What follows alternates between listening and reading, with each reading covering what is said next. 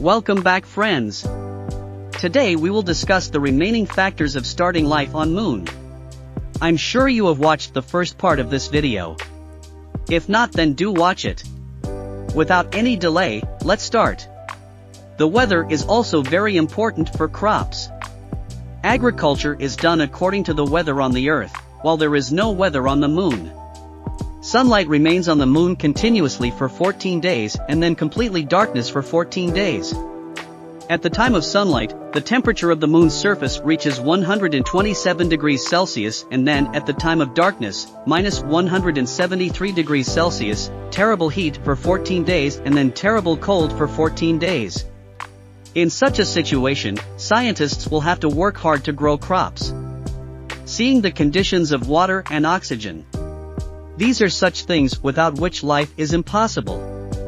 Thankfully, before going to the Moon, scientists have to think the least about these two things because both are present on the Moon. Water on the Moon is present in the form of ice in that part of the Moon where the sun's light never reaches. After starting ice mining, many problems can be solved.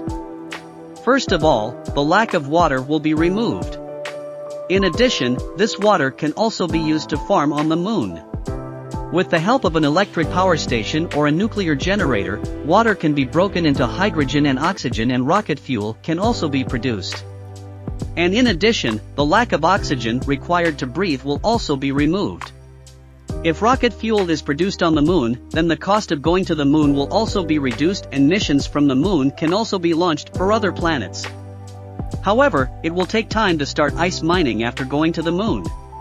By then, the water will have to be taken from the Earth, and then the water used will have to be recycled, and which can be reused later. People going to the Moon will not have to struggle much for oxygen as it is present on the surface of the Moon, which can be used with the help of heat and electricity. Power supply can be a challenging part for humans on the Moon. Solar energy can be used. But sunlight remains on the Moon for only 14 days. After 14 days, the Moon is dark for the next 14 days. In this case, other sources of energy will have to be developed in the absence of sunlight. An alternative for other sources can also be hydrogen and oxygen. Hydrogen and oxygen can be reacted in the fuel cell and electricity can be generated. Nuclear power can also be generated from the uranium obtained from the Moon. After the arrangement of food, water, oxygen and energy, now the biggest challenge will be to build a base on the surface of the Moon.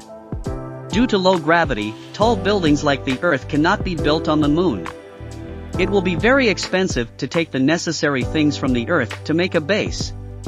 That's why scientists will have to use the resources on the Moon for the base.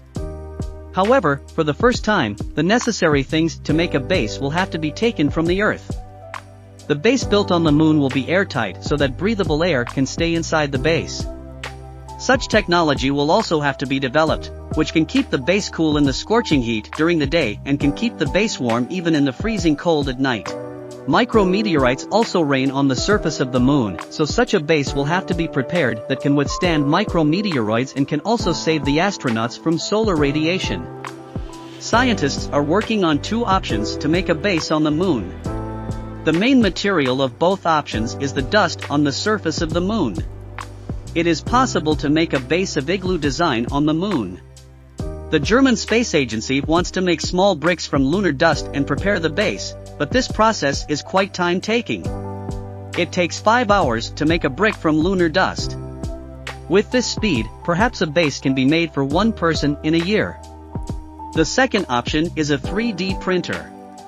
With the help of the machine, lunar dust can be converted into solid material and an airtight base can be made from a 3D printer. After the base is made, colonies can be settled on the Moon. However, it is not that after all the facilities are available, people will be able to live peacefully on the Moon. During their stay on the Moon, they will have to face many problems. They will have to stay in spacesuits at all times and also deal with the gravity there. The biggest problem will be due to temperature. So in conclusion, with putting all these things in mind, it seems quite difficult to dream of being permanently settled on the Moon. What do you think? Can a person live on the Moon forever? Do tell in the comments section. If you like this video, do like it and don't forget to share it with your friends and family. To watch more informative videos like these, subscribe to the channel and turn on the bell notification. We will meet in the next new video. Till then, goodbye.